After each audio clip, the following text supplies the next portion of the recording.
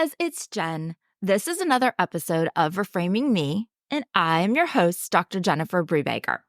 So, it is July, like really July, post 4th of July. It's the time of year when I like to do this fun little thing where I freak out, like panic, or, oh my God, where has the summer gone? Are we having enough fun? It's going to be over soon. Just for kicks. I like to torture myself. But this year, I decided to tackle it a bit differently. Instead of second guessing every day of the summer and grilling my kids individually to make sure they're happy and they're fulfilled and they're getting everything out of the summer that they need to have a successful next school year, because, I have made some excellent progress on not being a people pleaser. I'm trying not to be a happiness martyr. And my job in summer and in life is not just to make everyone around me happy. So instead, I will be honest, I had a bit of a meltdown / panic that I wasn't having enough fun, that I wasn't doing enough, that I wasn't being productive enough, and I wasn't somehow being productive enough, but yet I still wasn't recharging enough. All of the am I doing enough's panic. I directed them at me this year. So see, look, that's growth, I think, right? So instead, I've decided to reframe this. I've decided to reframe it into, wow, we are like halfway through 2024. Because, now that is super crazy, right? January felt like 4 years in and of itself. And then now, boom, we blinked and it's July. So I thought it would be a fabulous time to revisit our conversations from just 6 months ago, our New Year's intentions, our goals for the year, especially for those of you who went on our goal setting journey together with me, a check-in, a status update of sorts. Where are we now? Who are we now? What progress have you made on yourself and towards your goals? What progress have you made in your relationships? It's a great time to get honest with ourselves because many of us started off the year with very specific wants and aspirations. But sometimes life happens, right? Sometimes we get just a bit off course one day. No big deal, just a little bit. And then just a bit off course the next. And just a bit off course. No big deal, each in and of itself. But then we get like 100 days or 200 days of being just slightly off course. And now we are absolutely nowhere even in the vicinity of where we wanted to go. So let's take this opportunity in July to right our way, okay? And so we're also going to check in on our progress with our familial relationships and, of course, the communication, because we began the year with the goal of connecting more with our teens. So let's see where we're at with that. And just like we may need some reminding that, remember, January us set the goal of eating healthier or of revamping your resume and applying for jobs, or renovating your kitchen, or planning a trip, or whatever. We also may need some reminding that January 2024, Jen, wanted to be less judgmental, or that we weren't going to take things so personally, causing us to explode when our teen snaps at us. And then, of course, feeling so bad about it because, she's only 15 and it isn't about you and you're the adult and you shouldn't let it bother you. But you're tired and you're stressed and you're hungry and you have a lot to do still when you get home. And so you yell when you never yell and now you feel all icky inside. Sorry, that one was me. So I know that I need a mid-year, write my course for all of those goals. So let's start with the basic question. Who were you 6 months ago? Who are you today? And who do you want to be 6 months from now? Now, before you start to have a post 4th of July-ish panic of your own, let me clarify that this is no way punitive. Like, there's not really a wrong answer. But it is time to be honest with yourself. Regardless of what you find when you reflect, you're not failing. You're not wrong. In fact, that's the point of any of this, right? To keep us from failing, to keep us on track, to encourage you and to encourage me, to encourage all of us to do a check-in. But it is time to take an honest look at your intention, at your goals. Are you headed in the right direction? And if not, it's okay. We still have plenty of time. But it is time for us maybe to get our shit together, right? And if you are new to this community, because I know that we have grown substantially since January, first of all, welcome in case I don't say it enough. I will let you know the same secret that I told them 6 months ago. It doesn't need to be January 1st for you to reset, for you to make a change, for you to turn a corner. You can decide at, 8:48 a.m. on a Wednesday in July that today is the day that I start my journey. Today is the day that I commit to myself or to my relationships or to my future. Today is the day that I make the moves that I need to have the life that I desire and to be the favorite version of me. You can set goals in July or in October. You can make changes on the 9th or the 22nd or whatever. You don't need to wait for tomorrow or a Monday or the 1st of the month or January 1st. You can make the decision to change your life midday. It's your life and you can put whatever frame around it when you want and how you want. So, if you haven't already followed along on our goal setting journey, we took that maybe back 5-6 months ago. It was after the beginning of the new year. So maybe dig back into the archives and I will try to go in and post those links as well. And maybe today's the day you start that. Or maybe today you start with setting an intention for the second half of the year. And if you did begin your year like I did, with intention and with goals, now's the time to check yourself. I know I need to, because without even needing much thought at all, I can tell you that I am not who I was 6 months ago. In some ways, yes, I'm on the way, clicking along, pushing towards my goals, kinda, because as the person I am today, I've cleared up some things in my head. Ultimately, my goals are the same, but I have really fleshed out more clarity on them and on the necessary path to reach them. And so what that does is it allows me to go now in and to edit a bit, and you might be able to do that too.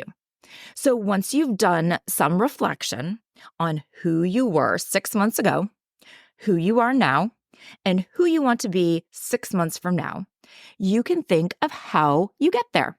And your intention is there to guide you to that person, to that point. Your intention is a guiding principle that brings attention to what it is that you want to cultivate in your life. So, what quality embodies that favorite version of you? The version of you who is living her best life and accomplishing all of her goals. When you can live with intention, it's like you bring that energy into all of your relationships and all that you do in the world. You're increasing your vibration to the place that you want to be and that you need to be to accomplish all of your goals. Now, I have told you before that choosing a word or a quality as a guiding principle is like one of the very hardest things for me. I'm like, do I want peace? Of course, everybody wants peace, but I also want patience and I must live with gratitude. But oh, grace. Yes, I need grace in my life, but I need to be positive, release all that's negative. Oh, but I can't do anything if I'm not strong. but I must be open to receive. And you can see where my problem comes.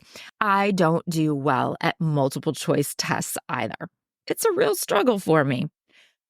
But I do close my daily meditation with, may I make the most of this day. May I make the most of this moment. I also use the all I need comes to me when I need it as like a constant reminder of the strength and knowledge and confidence that I have to reduce my anxiety.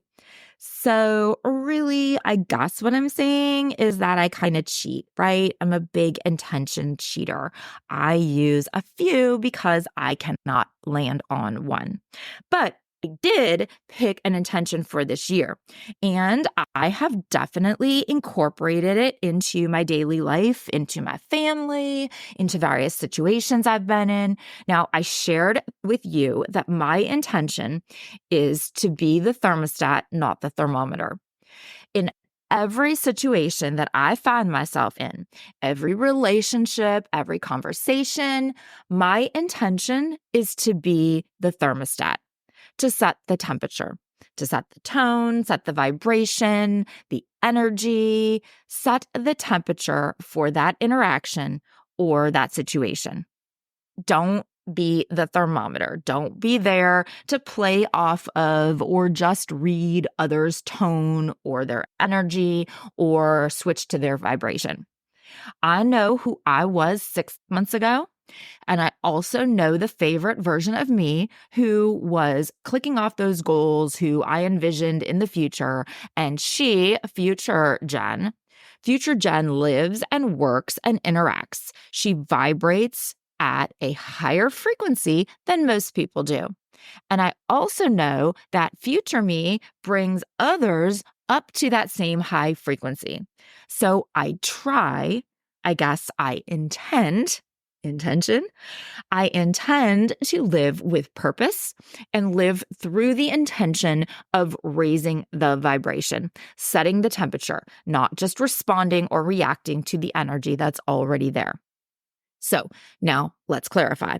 I am not doing this with 100% accuracy, although sometimes maybe I am because maybe I am setting the temperature to a low frequency. I did that yesterday when I was not so patient with my daughter, and I should have been. But I forget sometimes. I'm tired sometimes. But at my 6-month assessment, I will say that I think overall I'm living it. I believe that I am remembering and following my attention for the great majority of the time. How about you? Can you think back to the intention that you set for 2024? And can you assess how you're living with this purpose thus far? And this isn't for a grade, okay? No one is judging you. No one even knows this but you. It's a way for you to reassess and maybe reset where you're at. If you didn't set an intention back in January, so what? July is as good of time to do it as any. And if you're listening to this mid-October, you can do it then too, because we have the ability to change our path and ourselves and our life every single day, just like we can set goals for ourselves at any time.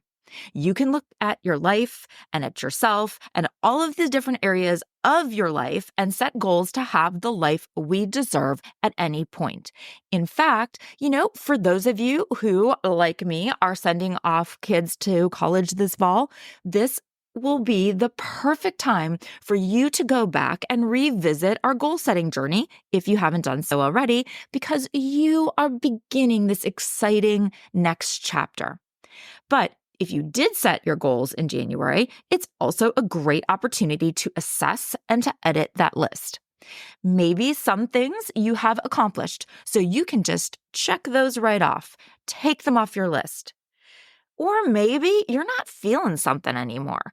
Maybe you set a goal and now you're like, that's just not resonating with me anymore.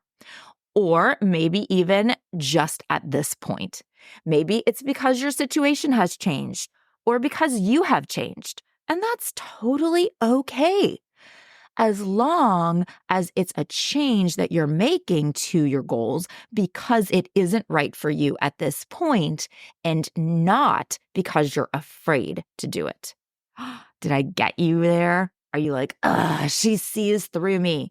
She knows that I'm hiding behind, it's just not the right time, but it's actually that scary and I don't want to do that anymore, because those are two very different things, right? So like me, I made a goal of developing more of a TikTok presence to promote the podcast and to spread this information to those who it would help and to ultimately further my professional goals. And I wasn't doing that enough before because I was scared to put myself out there. I hated being on camera. Interestingly, I have worked past a lot of that. Not all of it, but it's only been 6 months, for heaven's sake. But even though I have worked through a lot of that, I've also realized that it's not the path to my ultimate goals.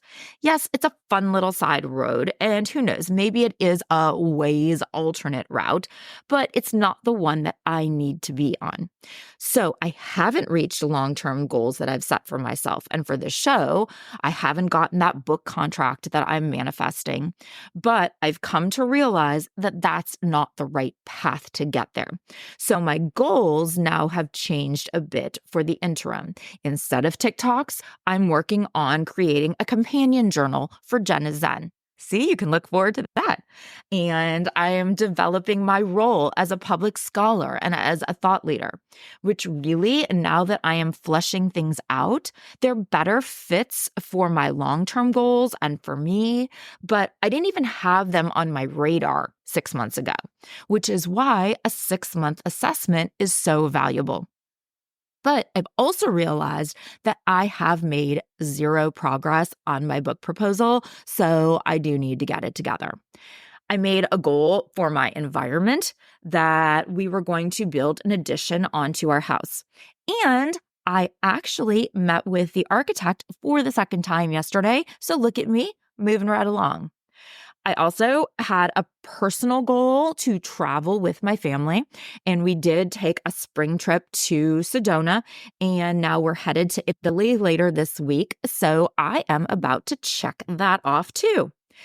In my family, 6 months ago, our situation was different. I had no idea what college my son would choose, and now I do. So relationship-wise, with him, with my husband, and with the other kids, my goals are much clearer and maybe different than they might have been had he landed on attending a different school. And really, because he chose my university, I would be lying to say that his choice didn't also impact my professional goals and path. So again, this check-in status update is very helpful to me. And speaking of that personal professional overlap, now, remember that life wheel that we worked on? And if you weren't here for that and are like, what is she talking about? Okay, a life wheel is a tool that life coaches use to help you to take note of each of the areas in your life and figure it out. Figure out, where are you balanced and where are you not? Where do you need to focus more resources and where could you pull back a bit? Typically, a life wheel starts by including like 6 to 8 dimensions of your life that are important to you. And, those areas are pretty universal. It's really just a pie or a pizza, like a circle with 6 to 8 different slices. You may include all 8 of them, or maybe 6 or 7, depending on where you feel that you are at in your life. Now, the 8 areas that we covered are family, and that was working under the assumption that most of you are moms like me, so family is a primary area. The second, social relationships. Third, career. Fourth, financials. Fifth, wellness, and wellness, which includes mental wellness, even attitude, physical wellness, spiritual wellness. Sixth was personal growth. So this includes self-improvement. So also education, any artistic endeavors or service to others. The seventh was your environment. So, which is the area that you live, your home, your office, your car. And then eighth was pleasure. So, anything that you consider that you do for fun or for enjoyment. Now, of course, you might see some overlap, and it's not an exact science. You just kind of go with your gut on it. Now is a good point for us to return to our life wheel, or maybe even make one for the first time. Because without noting that it happens along the way, all of our lives get really busy. And so we may not even realize, but our energy gets focused on certain areas, and we end up completely neglecting other areas that may be very important. And it gets us completely off balance, which then makes us feel stressed and frustrated and like we're failing. But if we can make a life wheel, we can look at each area of our life one at a time and assess to figure out what areas need more attention from us. And from there, we can start setting our goals to thrive in all of the areas of our life in a balanced way.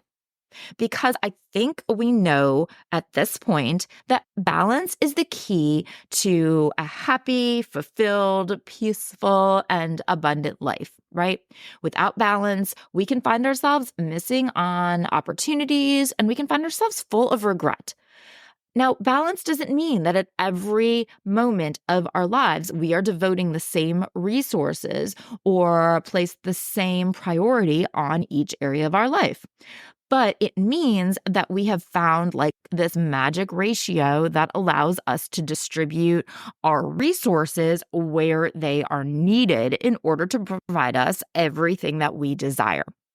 And, I was just listening to a podcast that reminded me of the point that without balance, you'll never succeed because, maybe you're killing it financially, but you have no relationships. You have no one to enjoy it with. Or maybe you're successful in your career or in your family, but you've let your health go. You need a balance. And unfortunately, it's not a one and done thing. Just like everything else, it's constantly changing and evolving, which is why sometimes everything is great. And then, well, it's not. So a 6-month check-in is ideal to stay on track. Okay, so we've looked at who we were, who we are, and who we want to be in the next 6 months. We've revisited our intention. We've updated our goals, and we've checked in on our life wheel. Fantastic. Now, let's look at that one part of our life wheel that is kind of what brings most of us here, the thing that we share, our relationships with our family and especially with our teens. Because one of the goals that we collectively set was to connect more with our teens in 2024. If you're new here, please do go back and listen to that episode from January. It's much more thorough. But regardless, let's revisit that conversation so that we can again check in to see where we're at and maybe remind ourselves of what January 24 us wanted for December 24 us, right?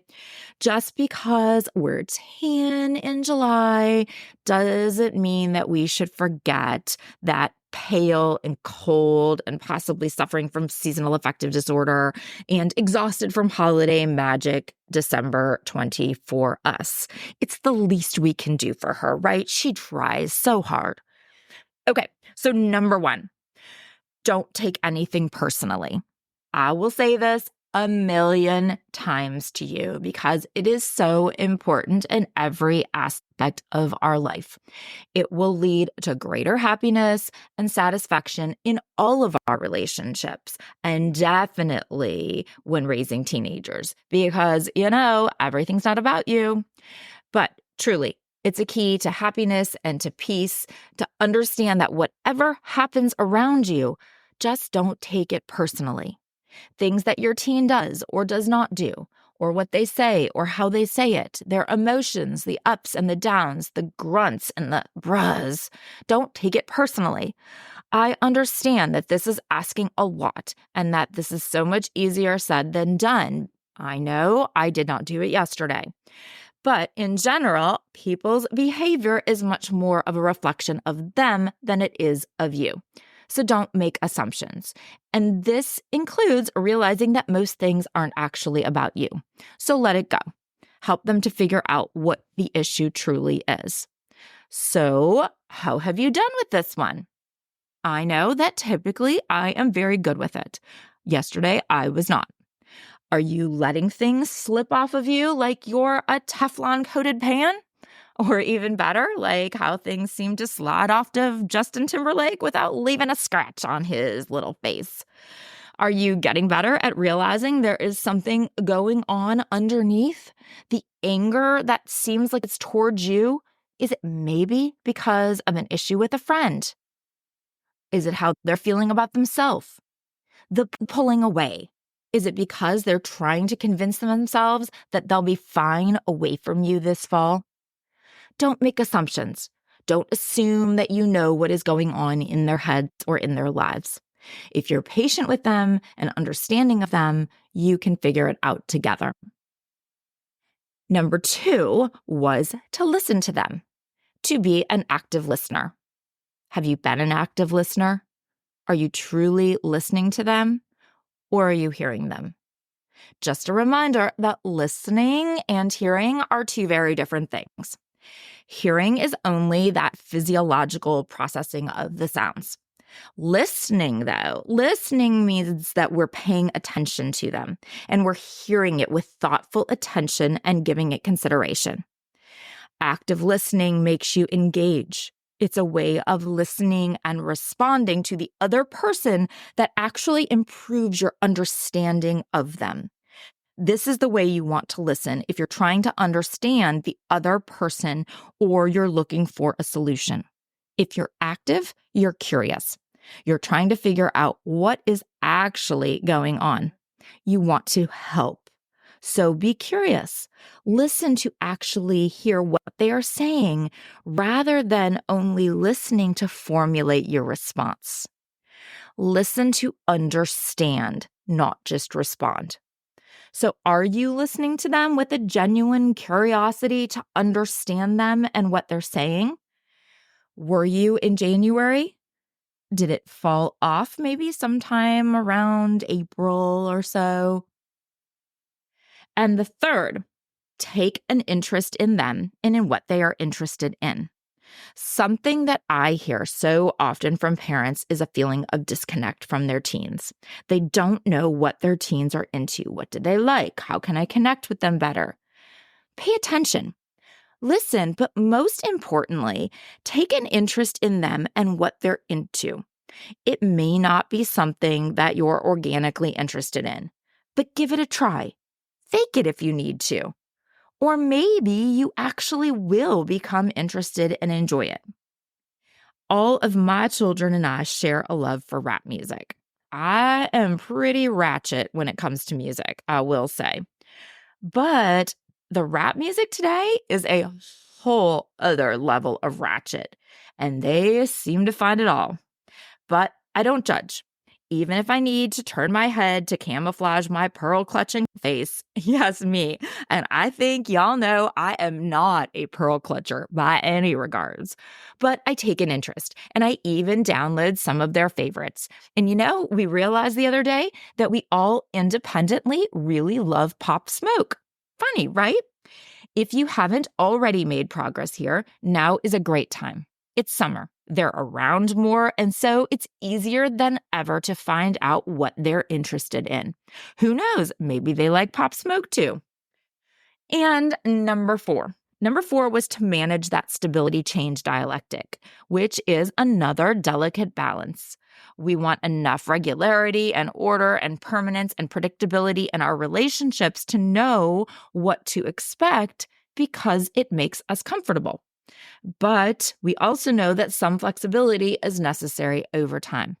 So the change side of it is the tendency for family systems to reorganize themselves and to adapt to new patterns of communication and new relationships in response to growth and development within the family. And this is a great one to check in on because teens change so rapidly. So chances are you are not at the same place that you were 6 months ago, nor are you at the place you'll be 6 months from now. I know that their friendships have changed over the last 6 months. I know that one had a girlfriend who he no longer has that he had 6 months ago. I know that I have one more with a driver's license, and I have another one who is learning. Just this weekend, my middle, he had the one who just got the driver's license. He had to drive across the bridge on the highway to a friend's house alone. My oldest was like, I don't like him driving over there alone. Do you? I'm like, no, but I don't like any of this or any of these kind of things with you, but I don't have a choice, do I? He's like me. My son, my oldest, is a worrier, and it's interesting to see him get a taste of how my husband and I feel about it. But recognizing and acknowledging this dialectic, this constantly adjusting to the changes that our evolving teens need from us is an area for constant assessment. And number 5, how are you doing on that non-judgmental communication? Have you learned to cringe inside while still smiling on the outside? Have you bitten your tip of your tongue right off yet? Are you trying to validate their feelings and their ideas? When we validate their feelings, we demonstrate empathy and we encourage them to open up even further. So don't interrupt them or dismiss their thoughts, because those are surefire ways to discourage them from sharing with you in the future. And we always need a reminder not to judge them, because they are often hesitant to confide in us because they fear being judged or criticized. So we did set as a goal creating an environment where they feel comfortable talking openly and we could acknowledge their perspectives, even if they differ from ours. So check in, be honest with yourself. Are you doing that? Is it becoming more natural? Remember, this isn't a one and done. You need to repeatedly demonstrate to them to cultivate this as an environment, not just well, mom's not so judgy today. Number 6 was to show trust in them and to start to treat them as more of an equal. Have you made progress moving from that vertical relationship that we are comfortable and used to more of a horizontal, egalitarian one? I know that for many parents, this is a difficult one. You've been their parent, you're the adult, they're the child, you're in charge, you make the rules, you make the decisions, they listen, right? But as they've gotten to be teens, they talk back. They're possibly disrespectful. They don't listen. They break your rules. There comes a time when you are raising teens and you are like us and you want to connect with them more. And frankly, you want to be happier in your relationship with them. And so sometimes you may want to consider your parenting style. Yes, you are the parent and they are the children, but they're not really children anymore. They're teenagers. They're semi-adults.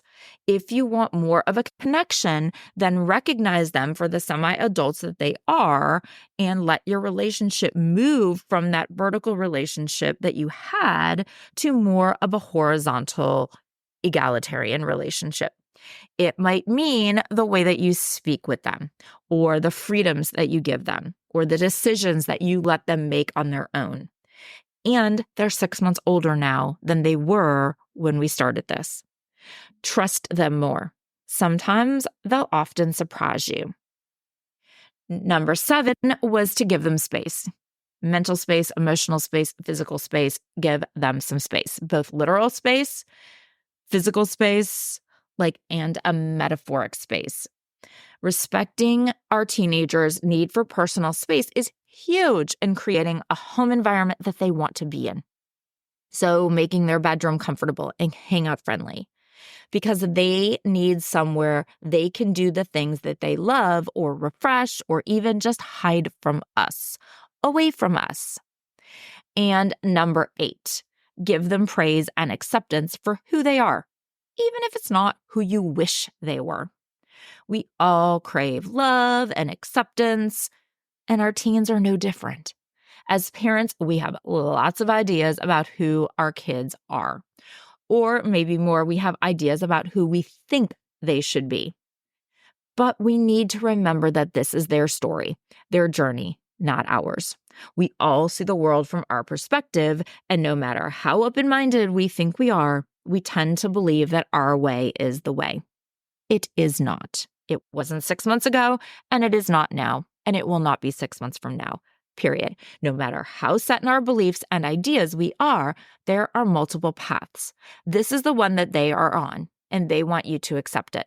And if you want to have a connection with them, you need to accept it too. However, you also should keep in mind that just because this is the path that they are on today, that doesn't mean that they won't change paths at some point. And they may be on a completely different path than they were 6 months ago. And this might be a completely different path than they are going to be on 6 months from now, because teens are desperately trying to figure out who they are. Think about it. We are possibly on different paths, and we are not trying to figure ourselves out. Well, some of us are, but not nearly as much as our teens are. They are trying on different versions of themselves, and that is completely normal. They need your acceptance without judgment.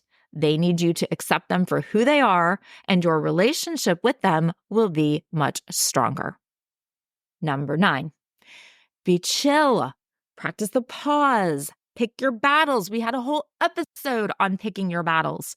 Just realize that your life and your relationships will be a lot better if you don't make a big deal out of everything.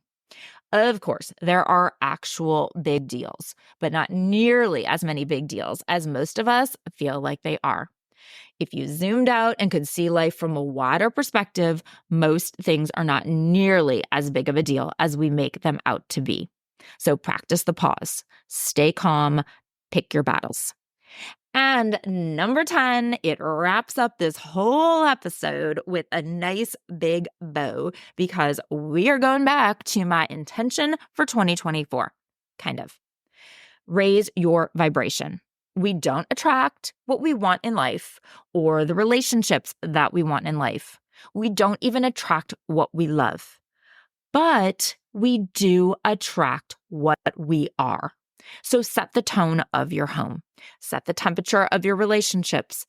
Be the thermostat, not the thermometer. I don't know about you, but I needed this 100%. I needed this reminder, this refresher. I needed to remind myself of the path that I set off on 6 months ago. I really needed to revisit my intention and definitely needed to revisit my goals. You know, it's really fun to see the things that I am making legit progress towards. I'm like, look at me, woohoo, yay, Jen. And then other things, I'm not going to lie, I was kind of like, well, shit, I totally forgot I was supposed to do that. Same for the ways to connect with my kids. And I wrote the damn list. And still, I go through it and I'm like, yes, I'm doing that. Yes, I'm knocking it out of the park. Yes, I'm awesome. Totally. And then, well, shit. And, you know, that's okay. We still have 6 months. 6 months to write this course. 6 months to get it together and get back on track. December you, January you know, the cold, sad, pale, exhausted version of you, she is totally gonna appreciate that July you was on it. Thank you so much for listening today and always. I am so very grateful to have you here with me on this journey. If you've enjoyed this episode or any others, please share it with your friends because that's how we continue to grow our community. Please find me on socials. It's at Reframing Me everywhere. Reach out to me. It's Jen at reframing-me.com. And until next time, be well and communicate.